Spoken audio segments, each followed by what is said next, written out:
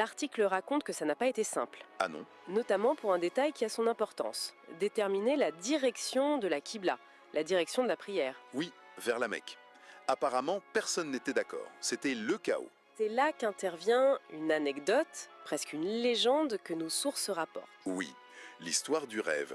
Okba ibn Nafi, le fondateur, était désemparé face à ces querelles. Il serait allé se coucher en priant Dieu de lui guider. Et il aurait fait ce rêve. Un rêve.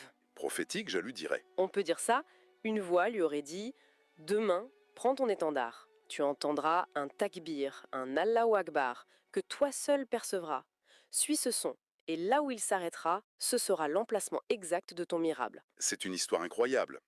Et donc, il suit l'instruction, il plante son étendard et déclare « Ceci est votre mirabe ». » Exactement. Et qu'elle soit vraie ou non, cette histoire, elle ancre immédiatement le lieu dans le sacré. Ce n'est plus une décision humaine, c'est divine. Absolument. Et le plus fou, c'est que ce mirabe original d'Okba, qui était fait de simples briques, il est toujours là. Vraiment, il n'a jamais été détruit. Jamais. Ce qui nous amène à une autre histoire géniale, 2 siècles plus tard, au 9e siècle.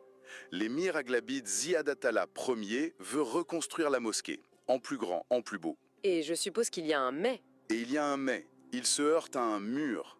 Les savants de Kairouan refusent catégoriquement qu'on touche au mirable bâti par un compagnon du prophète. C'est un dilemme incroyable, le pouvoir politique contre la tradition religieuse. Comment ils s'en sont sortis?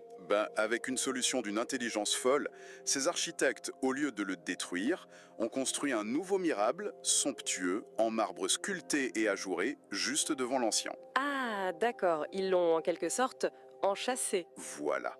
Ils ont magnifié l'espace tout en préservant intacte la relique fondatrice. D'ailleurs, aujourd'hui encore, on peut voir l'ancien mirabe en briques, à travers les perforations du nouveau. C'est une métaphore parfaite pour toute l'histoire de ce lieu.